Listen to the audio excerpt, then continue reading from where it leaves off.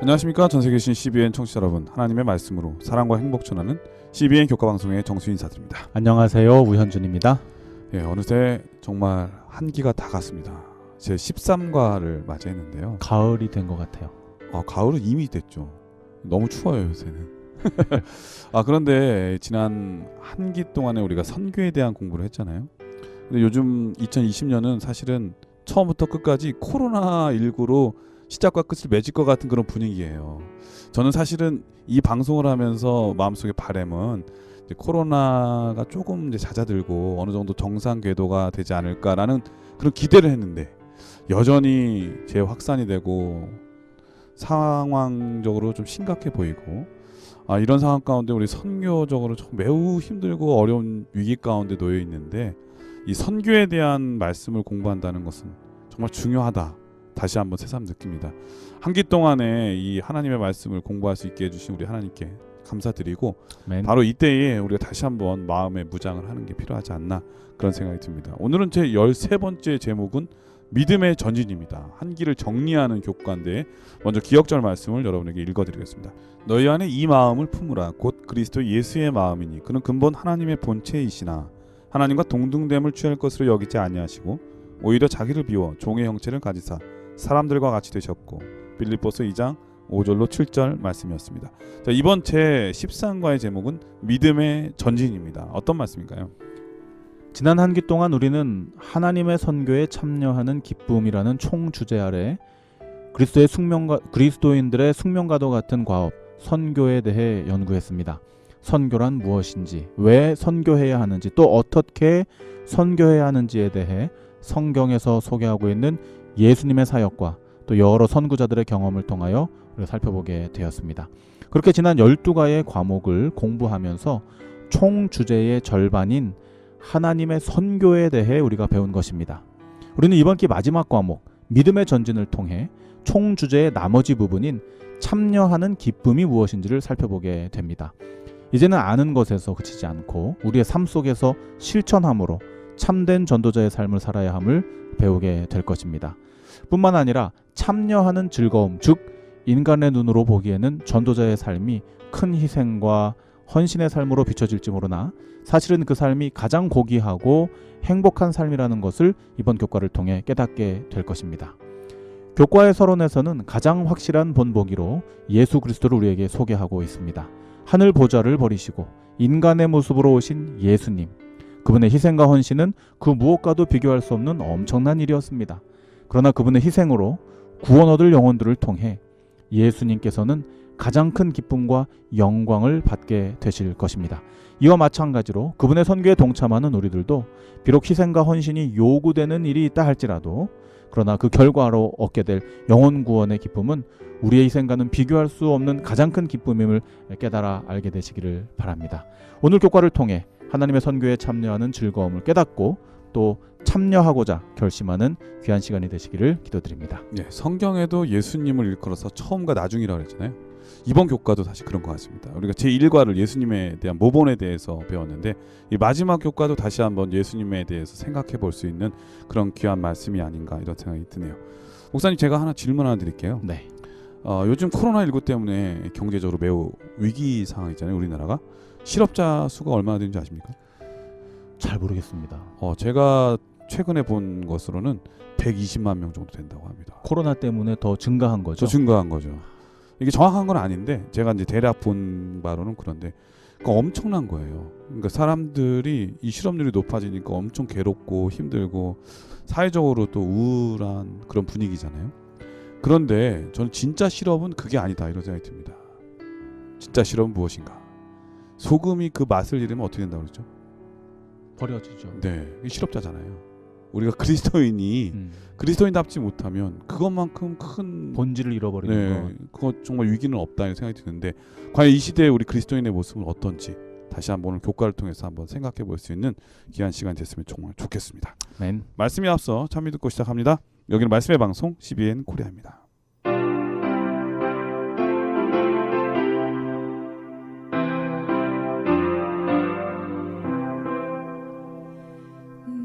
십자군사 되어서 내 주를 따라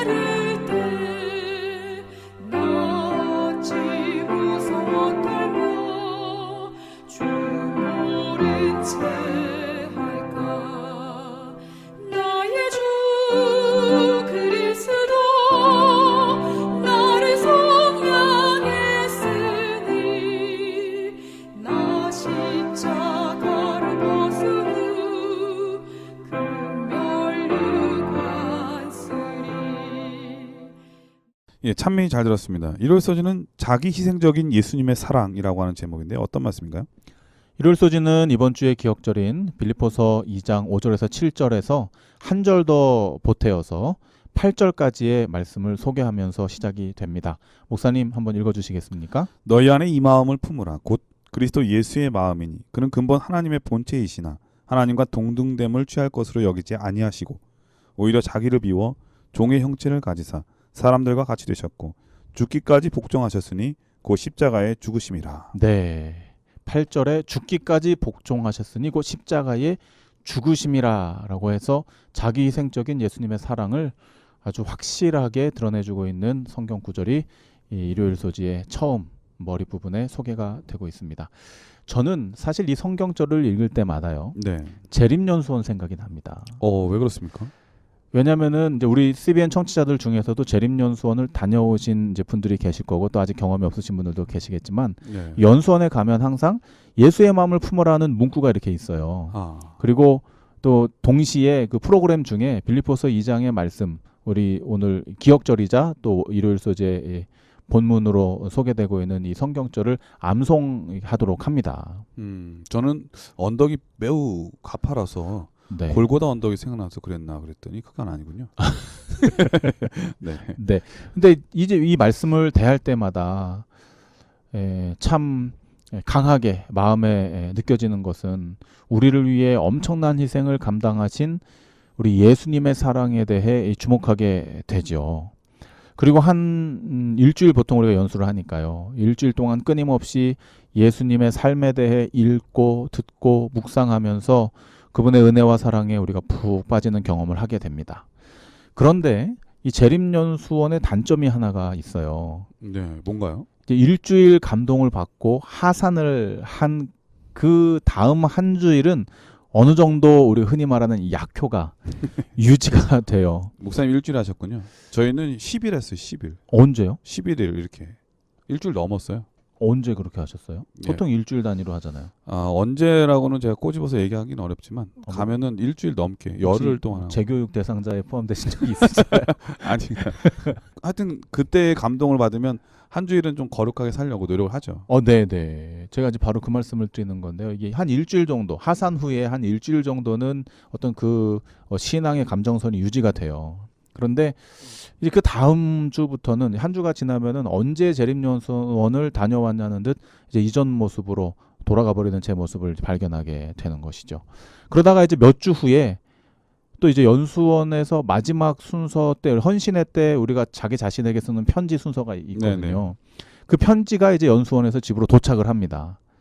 그러면은 이제 다시 뜨끔해가지고 또 며칠 정도 정신을 차렸다가 또 다시 이제 본래 모습으로 돌아가는 경험을 하게 됩니다. 오늘 교과를 공부하면서 저는 그 이유에 대해 왜 다시 제자리로 돌아갈까? 이 감동적인 그리스도의 희생, 이 말씀을 그렇게 외우고 묵상한 후에 왜 그 말씀의 능력을 체험하지 못하고 다시 제자리로 돌아가게 되는 것일까에 대해서 그 정답을 찾아보게 되었습니다. 신앙의 요요 현상이 왜 일어날까? 네, 그렇습니다. 이렇게 제자리 걸음을 하는 제 신앙의 이유는 연수원의 연수가 잘못된 것이 아니었습니다. 빌립보서 2장의 말씀의 능력이 없어서도 아니었습니다. 그 이유는 바로 그리스도의 희생에 대한 말씀은 읽고 암송하고 묵상하면서도 그래서 그분의 희생에 감동하고 눈물까지 흘리면서도 정작 빌립보서 2장 5절 첫 구절부터 우리에게 당부하시는 너희 안에 이 마음을 품으라는 이 명령에는 반응하지 않았던 것이죠. 그러니까 그분의 희생은 감동적이에요. 그런데 그것을 내 마음에 품고 듣고 깨달음에는 익숙하지만 삶에 적용하고 순종하는 일에는 너무나도 미숙했던 제 자신을 제가 발견하게 되는 것이죠. 우리는 다 이해할 수 없습니다. 히브리어 모르페, 모르겠다는 건가요? 모르면 맞는 겁니까? 그렇진 않죠. 모르페. 네, 모르페 이게 무슨 뜻이냐면 이제 하나님의 본체로 예수님을 이제 이렇게 표현할 때 사용된 단어인데요. 우리가 우리 하늘 아버지에 대해 그분이 어떠한 존재이신지 얼마나 존귀한 존재이신지를 충분히 깨닫지 못하는 것처럼 예수 그리스도께서 얼마나 존귀하신 분인지에 대해서 우리가 다 알 수가 없습니다. 정말로 모르는 것이죠. 모르페입니다. 그런 분께서 또 온전히 비워버린다는 의미인 텅 빈으로 묘사된 높은 자리를 버리셨던 그 희생이 또 얼마나 큰 희생인지, 그것이 과연 어떤 희생인지 우리는 다 알 수가 없어요. 사실 하나님의 깊이와 넓이를 우리가 측량할 수가 측량할 수 없죠. 근데 없는 그런 것이죠. 분이 다 비웠다. 네, 그러면 그 빈 것도 우리가 측량할 수가 없는 거죠. 맞습니다. 어마어마한 거죠. 네, 다 헤아릴 수가 없는 것이죠. 그러나 그 은혜를 우리가 조금이나마 깨닫기를 원한다면 우리도 그분의 마음을 품고 그분의 발자취를 따를 필요가 있는 것입니다. 저자는 말합니다. 예수님이 가지신 사고방식의 핵심은 자기 희생적인 사랑이다. 이와 같은 사랑으로 말미암아 아버지께서 예수님을 지극히 높여 모든 이름 위에 뛰어난 이름으로 높이셨다고 빌립보서 2장 9절은 말하고 있습니다. 이제는 그리스도의 자아희생의 사랑에 감탄만 할 것이 아니라 그 사랑을 우리 마음에도 품고 삶을 통하여 실천할 때라고 저는 생각합니다. 이번 교과를 통해 더 이상 알고 있는 신앙인이 아닌 살고 있는 신앙인으로 거듭나게 되신 우리 모든 CBN 청취자들 되시기를 예수님 이름으로 축원드립니다. 예, 1월 서신은 자기 희생적인 예수님의 사랑이라고 하는 제목입니다. 자기 희생이 없는 것은 애착이나 애정이 별로 없습니다. 그런데 자기가 희생해서 뭔가를 하는 것은 정말 이 애정이 가고 진심이 담기죠. 그렇죠. 그게 이제 대표적인 게 자녀들 아니겠습니까?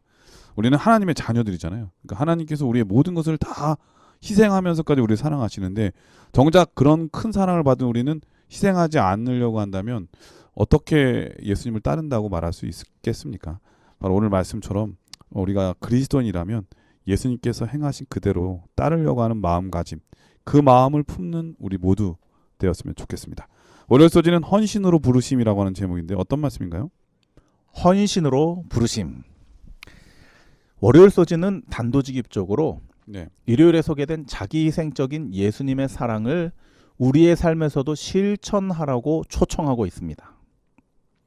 아직 자격도 없고 준비도 안 된 우리들에게 그분의 십자가의 길을 따르라는 부르심은 어쩌면 큰 부담이 될 수도 있습니다. 그러나 월요일 교과는 우리와 같은 부족한 존재들이었던 세리와 또 일상에 찌들어 생업에 허덕이던 어부들을 제자로 부르시고 그들의 삶을 송두리째 헌신하게 하신 예수님의 사역을 소개하면서 우리 역시 그렇게 헌신할 수 있는 삶을 살 수 있다고 말해주고 있습니다. 먼저 베드로와 요한의 모습을 상상해 보시기 바랍니다. 그들은 갈릴리 어부였어요. 이 생에서 그들이 얻을 수 있는 최고의 기쁨은 그저 매일 갈릴리로 나가서 물고기를 잔뜩 잡아서 만선으로 안전하게 돌아오는 일이 고작이었습니다.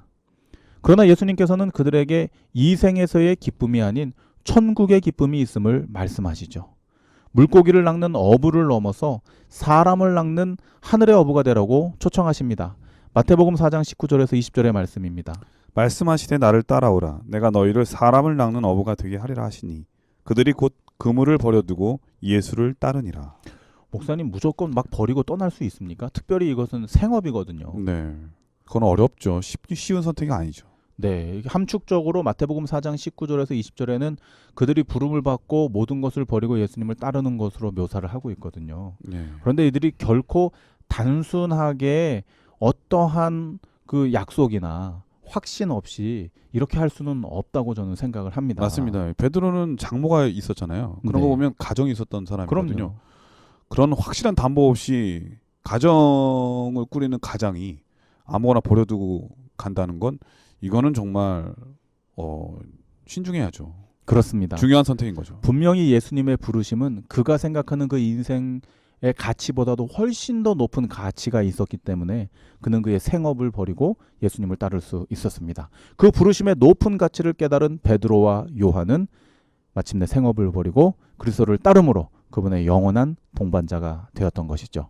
세리마태를 부르신 예수님의 은혜는 더 놀랍습니다.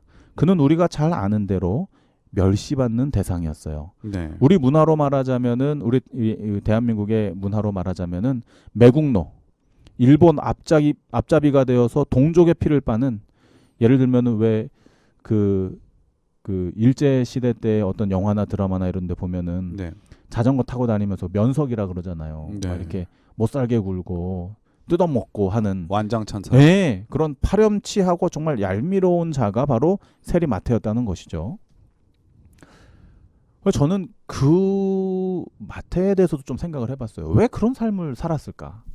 또 우리 역사에서도 어떤 뭐 큰 이완용 같은 이런 큰 매국노들도 있지만 잘잘하게 나라를 팔아먹고 동족들의 피를 빨았던 그런 사람들이 있거든요. 네. 왜 그는 그런 사람들 그런 삶을 살았을까? 이 사람들은 곰곰이 생각해 보면 그들은 참 현실적인 삶을 살았다는 생각을 해요. 네. 주어진 현실에서 인생에 대한 자신의 갈증을 해결하기 위해 어떻게든 살아남기 위해 그들은 결국 민족을 등지고라도 출세해야 되겠다는 생각을 가지고 그런 삶을 살게 또 된 것이죠. 마음속에 일본이라는 나라가 너무 지금 강해 보이니까 그렇죠. 망할 거라는 생각을 안 한 거죠. 맞습니다. 오래 갈 거라는 생각을 하니까 음. 현실에 충성스러운 사람이 되려고 했던 거죠. 네. 결국은 자기 인생이 못 되는 것이 싫은 거예요. 남을 어떻게 희생하더라도 나는 잘 돼야 되겠다는 그런 생각을 가지고 있는 것이죠. 그러니까 세상의 평판이나 이런 것보다는 나의 편리함과 안락함 이게 더 중요하니까 이런 선택을 했겠죠. 네, 그렇습니다. 제 이해로는 세리마태도 그런 류의 한 사람이지 않았을까 생각을 해요.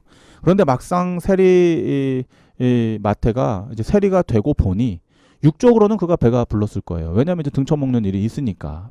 그런데 네. 이런 표현 괜찮을까요? 우리 청취자가 판단하실 거라고 그럼 생각합니다. 다시 합시다. 다시 안 할 건데요. 살려주세요. 그래요. 네. 우리 등쳐먹다는 게 표준어면은 괜찮을 것 같습니다. 네, 표준어입니까? 네, 저희가 잠시 끊고 검색을 해봤는데 등쳐먹다는 표준어입니다.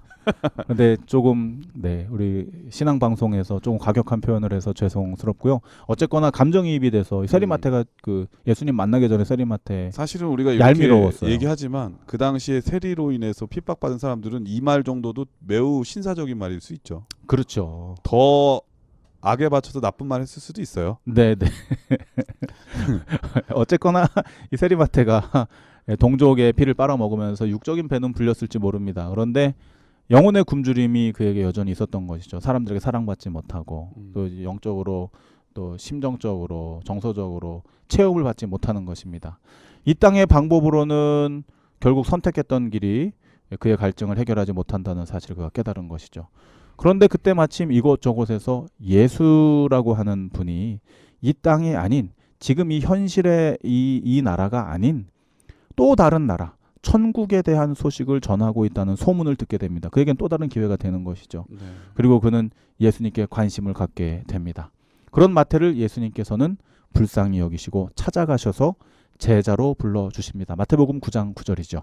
예수께서 거기서 떠나 지나가시다가 마테라 하는 사람이 세간에 앉은 것을 보시고 이르시되 나를 좇으라 하시니 일어나 좇으니라.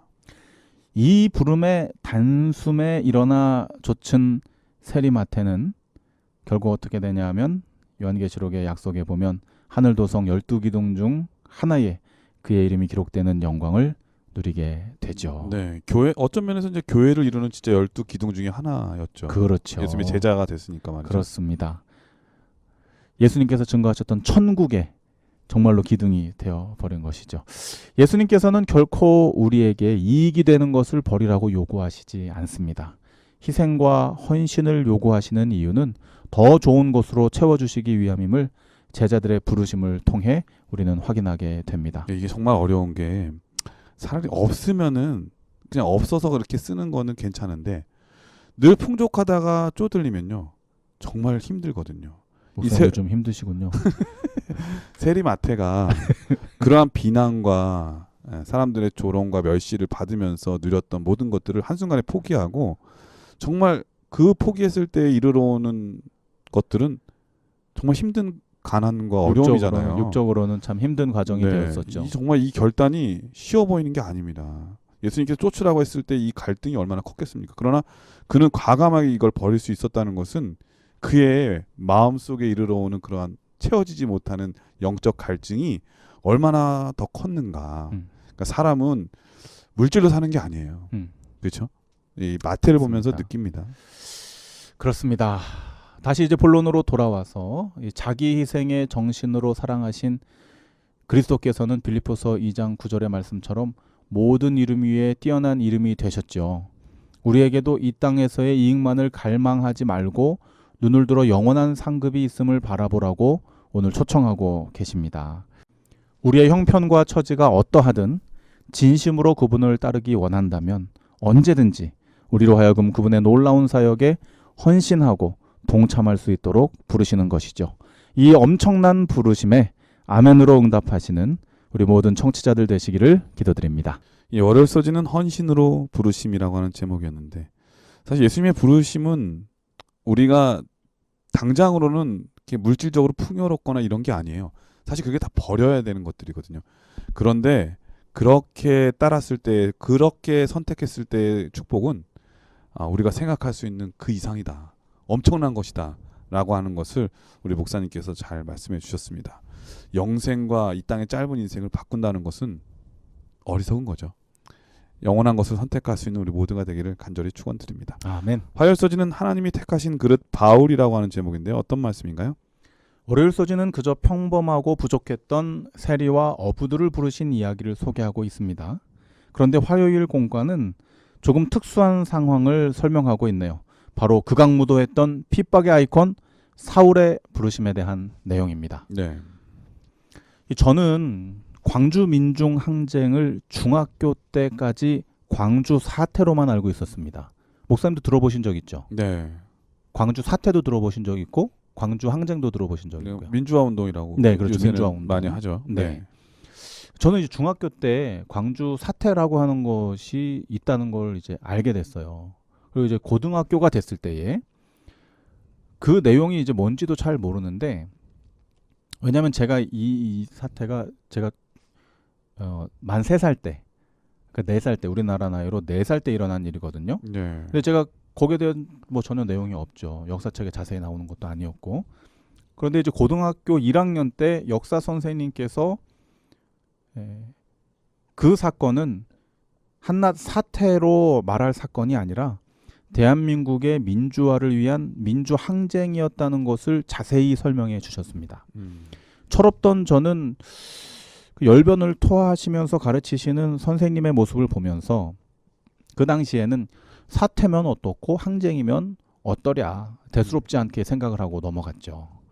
그러다가 이제 대학교에 입학을 하게 되고 이런저런 루트를 통해서 대한민국 현대사에 대해 제가 듣게 되었어요.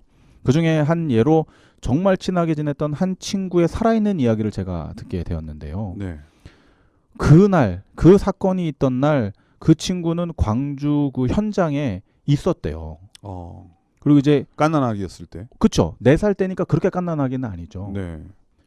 그날 그 친구는 아버지와 외출을 나갔다가 광주에서요. 엄청난 총성에 그 당시엔 총성인지도 몰랐겠죠. 이제 막 이런 총 쏘는 소리에 정말 놀라서 이 아버지와 함께 차도와 인도 이렇게 턱이 있잖아요. 그걸 우리가 보도블럭 연석이라 그러잖아요. 거기에 몸을 숨기고 아버지가 자신을 품에 안고 낮은 포복으로 그 연석을 타고 이렇게 집으로 피신해 들어갔던 이야기를 저한테 해주는 거예요. 그 아버지는 그 아들을 품에 품고 그러니까 위험하니까 네. 살리려고 네. 그렇게 했군요. 그리고 어떻게든 이제 최대한 피하려고 그 보도블럭과 차도에 이게 둔턱이 있잖아요. 그 턱에 바짝 붙어가지고 엉금엉금 기어가지고 그 먼 거리를 이제 집에까지 이제 도망을 쳤던 이야기를 해주는 것이죠. 그리고 이제 며칠 동안 밤새도록 불을 켜지 못하고 창문을 이 솜니불로 막아놨던 그런 기억들. 그 다음에 이제 가까이 지내던 선량한 이웃이 주검으로 돌아오면서 그 동네 온 동네 사람들이 통곡하고 슬피 울었던 그런 기억들을 비록 4살의 어린 나이였지만 비교적 또렷하게 기억하면서 그날의 이야기들을 신랄하게 묘사했던 친구를 보면서 저는 깨닫게 됐습니다. 그날의 아픔을 직접 경험한 사람에게는 사태, 항쟁, 뭐 이런 단어적 표현으로는 형용할 수 없는 어떤 것으로도 보상받지 못할 지울 수 없는 트라우마이겠구나. 네. 조금이나마 공감을 하게 되었습니다. 제가 왜 이 엄청난 역사적 사건을 화요일 공가에 앞서 소개하고 있을까요? 저는 이런 생각을 해봤습니다. 만약 광주 항쟁을 일으켰던 사람들이 갑작스레 나도 대한민국의 민주화를 위해 몸바쳐 투쟁하겠다. 지난날 나의 과오를 모두 잊어다오. 나도 민주항쟁 투사가 되겠다. 이렇게 말하면서 자신도 나라의 민주화를 위해서 애쓰는 사람의 편에 서려고 한다면 과연 사회는 그들을 어떻게 바라볼까? 특별히 광주 항쟁으로 인해 가족을 잃고 씻을 수 없는 삶의 고통을 간직하고 있는 그 현장에 그때 그 사람들은 어떤 반응을 보일까? 그러니까 만약에 그들을 처참하게 죽이기도 하고 때렸던 그 사람이 어느 날 갑자기 확 돌변해서 나도 이제부터 여러분과 같이 투쟁하겠다 이러면은 믿음이 가겠는가 이 말씀인 거죠. 그거는 믿음의 문제가 아니고 네. 받아들일 수 없는 일이지 않을까 싶어요. 심정적으로. 그럼요. 제가 사울을 소개하기 위해서 이 이야기를 생각을 해본 것입니다. 네. 사울의 핍박과 회심은 아마도 광주 민중항쟁만큼이나 엄청난 것이었을 거라고 저는 생각을 해요. 인간의 상식으로는 용서할 수도 받을 수도 없는 인간 사울, 핍박자 사울. 그는 그리스도인이 되기에는 그 당시의 시대적 이해와 상황으로는 불가능한 사람이었죠. 네. 제가 예전에 캄보디아를 한번 간 적이 있었는데 네. 거기 킬링필드라고 있는데 네. 그 당시에 죽은 사람이 100만 명이 넘는다고 그러죠. 엄청난 죽음을 이렇게 그 해골들을 기념비로 해놓은 게 있거든요. 해골탑. 네, 그렇게 죽인 사람이 어느 날 갑자기 나 너네와 같은 편을 하겠다. 그리고 이제부터 선하게 살겠다. 이렇게 한다면 그 증오심과 미움이 받아들일 수 있을까? 저는 그런 생각은 해본 적이 있어요. 그러니까요. 제가 그런 생각을 해보게 된 겁니다. 우리가 그냥 사울이 바울되었다, 회심했다 그러면 그냥 특심한 열심으로 그 회심의 과정을 거쳤구나. 우리는 그냥 이렇게 쉽게 생각할 수 있어요. 왜냐하면 우리 얘기가 아니니까. 그런데 그 당시에 그 상황에 있었던 사람들이 사울이 바울 되겠다고 나섰을 때에 과연 그들이 받아들일 만한 상황이었을까? 그는 제가 좀 전에도 말씀드렸듯이 그리스도인이 되기에는 불가능한 사람이었다는 것이죠. 교회의 일원이 될 수는 없는 사람이었습니다. 그런데 예수님께서는 그런 그를 용서하시고 친히 찾아가셔서 그를 받아주십니다. 심지어 예수님과 예수님 믿는 자들 핍박하러 가는 그 도상에서 그를 만나주시고 그를 용서하시는 것이죠. 그리고 그를 들어서 세계 선교 사역의 선봉에 서게 하십니다. 이제 반대로 모든 사람들은 그를 용서할 수도 없고 받아들일 수도 없는 상황이었을 거예요. 그런데 용서받은 사울은 예수님께 직접 용서받은 사울의 마음은 어땠을까요? 그 마음은 말로 표현할 수 없을 것 같아요. 그래서 사도행전 20장 24절에 그가 이렇게 고백을 합니다. 나의 달려갈 길과 주 예수께 받은 사명 곧 하나님의 은혜의 복음 증거하는 일을 마치려 하면은 나의 생명을 조금도 귀한 것으로 여기지 아니하노라. 네. 바울이 목숨 걸고 이 선교 사역에 동참할 수 있었던 이유.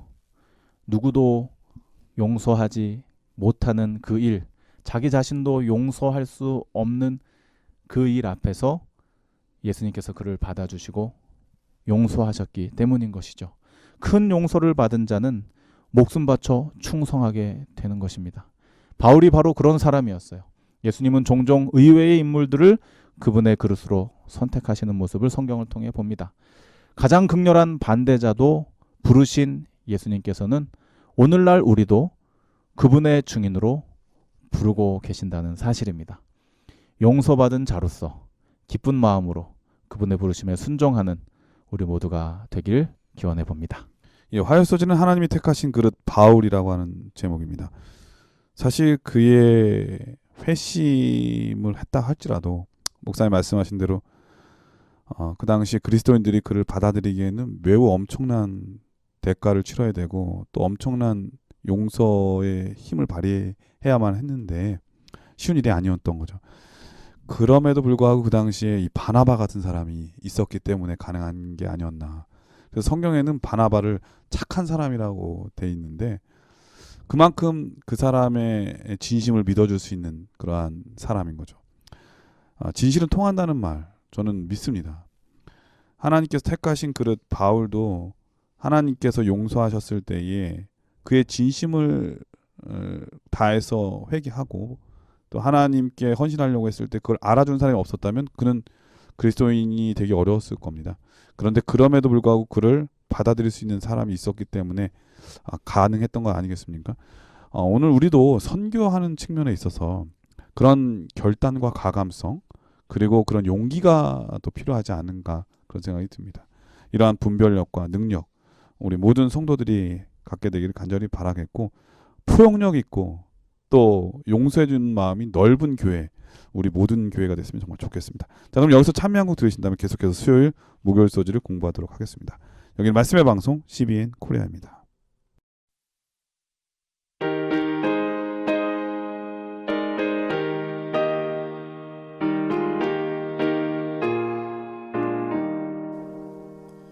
선한 목자 되신 우리 주 항상 인도하시고 방초동 산 좋은 곳에서 먹여주시옵소서. 선한 목자 구세주여 항상 인도하옵소서. 선한 목자 구세주여 항상 지켜주소서. 예, 수요일 소지는 사랑의 요구라고 하는 제목인데요. 어떤 말씀인가요? 바울 사도의 드러난 배도와 핍박이 화요일에 소개되었다면 수요일은 예수님과 자신만이 알고 있는 어떤 면에서는 감추어진 그래서 더 무서운 배도였던 베드로의 이야기를 소개하고 있습니다. 우리가 너무나도 잘 알고 있는 베드로의 배도는 사실 그 주변에 그의 배신을 증언할 만한 어떤 그리스도인도 없었어요. 왜냐하면 다 도망가 버렸기 때문에 베드로만 남았기 때문에 네. 오직 예수님과 자신만이 알 수 있는 일이었습니다. 그 현장에서 베드로는 예수님을 3번이나 마음 놓고 부인하죠. 왜냐하면 아무도 안 보니까요. 아무도 안 보는 현장에서 드디어 본심이 드러나는 것이죠. 늘 말로만 사랑한다고 했던 사람들 앞에서 자랑하기를 좋아했던 그가 예수님을 실제로 얼마나 사랑하는지 그의 행동을 통해 증명한 날이 바로 그날이었습니다. 그는 그날 제자로서 끝이 났습니다. 어떤 의미에서는 스스로가 제자이기를 거절한 것이죠. 그러나 이 이야기는 그대로 끝나지 않습니다. 다 끝이라고 생각했던 베드로의 기대와는 다른 이야기가 전개되죠. 예수님을 부인하는 순간 달기 울어버리고 그는 예수님께서 하셨던 말씀을 기억하게 되고 그리고 그를 용서와 동정의 눈빛으로 바라보시는 예수님과 눈을 마주치게 됩니다. 어떤 의미에서는 정신적으로 영적으로 모든 이 무장해제한 상태에서 사랑의 핵폭탄을 맞아 버린 겁니다. 예수님의 무한 용서하시는 사랑에 그야말로 녹다운된 베드로는 그 길로 원래 기도했어야 했던 그러나 기도하지 않고 쿨쿨 잠만 잤던 그 자리로 다름질칩니다. 그리고 그 현장에서 깊은 회심을 경험하게 되죠. 하지만 그에게는 아직 회복하지 못한 것이 있었습니다. 스스로가 스스로를 용납할 수 없었을 것이고요. 일단은 예수님과 대면해서 풀어야 될 것이 있었죠. 그러나 완전히 무너져버린 배신자 베드로를 예수님께서는 바울 사도를 찾으셨던 것처럼 다시 베드로를 찾아주십니다. 그리고 결국에는 약속하신 대로 그를 초대교회의 지도자로 세우십니다. 요한복음 21장은 그를 찾아오신 예수님의 사랑을 다음과 같이 묘사하고 있습니다. 요한복음 21장 15절입니다. 저희가 조반 먹은 후에 예수께서 시몬 베드로에게 이르시되 요한의 아들 시몬아 내가 이 사람들보다 나를 더 사랑하느냐 하시니 가로되 주여 그러하외다. 내가 주를 사랑하는 줄 주께서 아시나이다. 가라사대 내 어린 양을 먹이라 하시고 예수님께서 밥을 차려서 먹이십니다. 베드로가 잘 아침밥이 잘 넘어갔는지 모르겠습니다. 예. 걸리는 게 있어가지고. 예수님 앞에서 입맛이 없었겠죠. 근데 베드로 성격이면은 또 의외로 그렇죠? 모른 척하고 먹어요? 꿀떡꿀떡 배가 고팠기 때문에 철없이 예. 뭐 그랬을 수도 있습니다. 어쩌면 그런 모습이 더 예수님 앞에서는 사랑스러워 보일 수도 또 있죠. 솔직한 모습이고요. 네. 그런데 그러지 못했을 것 같아요. 네. 베드로 성격상 네. 그렇게 못했을 것 같아요. 네. 어쨌거나 이 3번 부인한 베드로에게 밥을 차려 먹이시고 예수님께서는 이제 3번 그에게 질문하심으로 역시 3번 부인한 베드로에게 3번이나 사랑한다는 고백을 하도록 그를 이끌어내십니다. 네. 스스로 말할 수 없는 것을 예수님께서 도와주신 것이죠. 호언 장담하던 그에게 이런 경험을 통해서 이제는 그런 장담할 수 없게 된 상태가 된 거잖아요. 네. 그런데 그를 통해서 진심을 끌어내시는 예수님의 그런 모습을 보면서 우리가 용서받는다는 게 얼마나 큰 축복인 걸 깨달으면서 다른 사람을 용서할 때 큰 사람으로 만들 수 있다고 하는 계기가 된다. 네.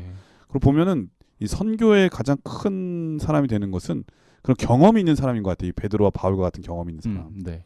용서받는 경험. 네. 그래서 교회도 용서의 크기가 교회의 크기가 아닌가. 저는 그런 생각이 듭니다. 목사님 너무 멋있는 말씀이 어디 책에서 읽으신 건가요? 아니요. 지금 목사님 명언이신 거죠? 용서의 크기가 교회의 크기다. 갑자기 왜 그렇게 말씀하시니까 난 실수한 것 같잖아요. 아니에요. 우리 CBN 청취자들도 네. 이 말씀을 좀 기억하면 좋겠어요. 용서의 크기가 그 그리스도인의 크기이고 네. 용서의 크기가 그 교회의 크기이다. 참 너무나 감동적인 말씀입니다. 왜냐하면 베드로와 바울이 그 용서의 크기만큼 큰 사람이 됐거든요. 네, 그렇습니다. 근데 그 용서는 자기의 용서가 아니고 예수님께서 해주신 네. 용서였죠. 네, 이 제자들이 보는 앞에서 예수님은 베드로가 그분의 사랑으로 용서함을 받았고 여전히 부족한 그를 위해 일하고 계신다는 사실을 재확인시켜 주신 일이 바로 그날 아침에 있었던 일입니다. 그리고 이어서 예수님께서 내 양을 먹이라고 말씀하셨는데요. 사실 이 말씀은 명령이었음에 확실합니다. 사명을 주신 것이죠. 그러나 그 사명을 주신 것뿐만 아니라 양을 먹일 수 있는 자로 인정해 주시고 그렇게 되도록 해 주시겠다고 하는 확실한 약속, 보증의 말씀이었다는 것이죠. 이 경험을 통해 베드로는 순교하면서까지 복음을 증거하는 사도로 서게 됩니다. 수요일 말씀을 살펴보면서 우리는 우리 자신들을 돌아보게 됩니다. 우리도 예수님을 얼마나 자주 남몰래 배신하고 실망시키며 살아가고 있나요? 우리가 바울 사도처럼 드러내고 막 박해하고 못살게 굴지는 않을지 모릅니다. 그러나 베드로처럼 아무도 보지 않을 때 우리는 너무나도 쉽게 예수님을 저버리고 배신하는 삶을 살게 되는 것이죠. 그러나 베드로를 용서하셨던 그 은혜는 여전히 우리에게도 유효합니다. 예수님은 우리를 포기하지 않으십니다.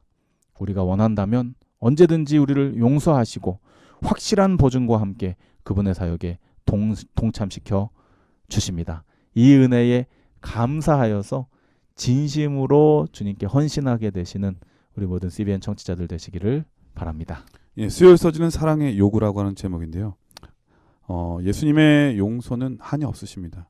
우리도 바울과 사도 베드로처럼 주께서 용서해 주실 것인데 중요한 것은 용서받은 사람이 깨닫는 것, 그리고 용서해 준 사람에게 하나님께서 요구하시는 것이 무엇인가, 다른 사람을 품고 용서해주고 그를 더 사랑하도록 요구하고 계신다고 하는 것, 그것을 좀 기억해야 될 것 같습니다. 아멘. 예, 목요일 서지는 사랑의 헌신이라고 하는 제목인데요. 어떤 말씀인가요?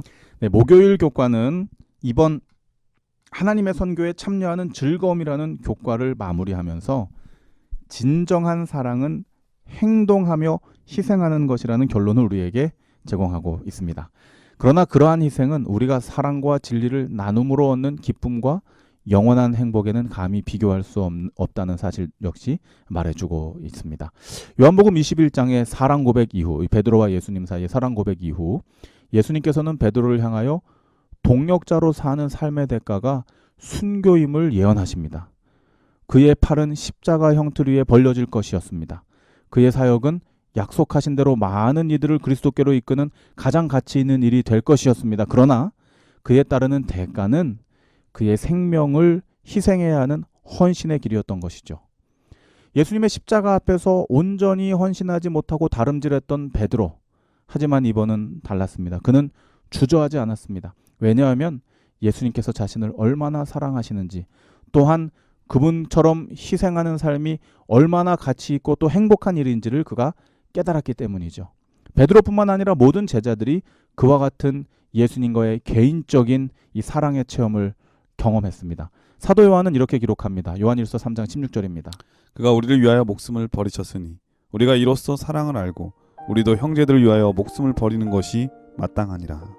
최고의 기쁨과 행복은 우리가 삶을 통해 예수님의 사랑과 진리를 세상에 전하고 그분을 영화롭게 함으로써 우리의 존재의 의미를 성취할 때 이르러 온다는 것을 제자들은 체험하게 되었습니다. 그래서 그들은 그토록 죽음을 불사하고 충성하는 동역자들로 살게 되었던 것입니다. 목요일 소주는 사랑의 헌신이라고 하는 제목인데, 목사님 말씀을 듣다 보니까 내가 헌신해야 되겠다라고 생각한다고 해서 그렇게 되는 건 아니라는 것이 새삼 느껴집니다. 예수님의 사랑을 정말 깨닫는 사람은 자연스럽게 사랑하게 되고, 그 사랑의 시간이 지난 만큼 그 업적은 정말 위대하고 크게 된다고 하는 생각, 우리의 생각이었으면 정말 좋겠습니다. 목사님께서 이번 교과를 간략하게 정리해 주시고 기도하고 마치도록 하겠습니다. 하나님의 선교에 참여하는 기쁨. 선교는 하나님의 일입니다. 부족한 우리들을 먼저 구원해 주시고 그 귀하신 사역에 우리를 동역자로 부르십니다. 그러나 그 일은 결코 우리로 하여금 단순히 희생만을 요구하는 것이 아닙니다. 인생이 누릴 수 있는 가장 큰 기쁨을 경험하게 하시는 놀라운 특권인 것이죠. 이런 귀한 부르심을 믿는 마음으로 한 걸음 한 걸음 내딛게 된다면 예수님이 경험하신 것처럼, 제자들이 경험했던 것처럼 우리는 약속한 하늘의 즐거움에 참여하게 될 것입니다. 결론을 한마디로 한다면 영혼구원의 챔피언은 사랑의 챔피언이다, 그런 생각이 듭니다. 목사님의 기도로 교과를 마치도록 하겠습니다. 하늘아버지, 우리를 위해 귀한 희생제물 예수 그리스도를 보내주심에 감사드립니다. 아멘. 또한 부족한 우리들을 부르시고 예수님의 발자취를 따르도록 특권을 허락해 하셨으니 감사합니다. 아멘. 이제는 말로만 하는 것이 아닌 믿음으로 한 걸음 나아가는 예수님의 참 제자가 되게 해 주시옵소서. 아멘. 예수님의 선교 사역에 일원이 되는 귀한 특권을 우리의 삶에서 받아 누리도록 은혜 베풀어 주시옵소서. 아멘. 예수님 이름으로 기도드립니다. 아멘.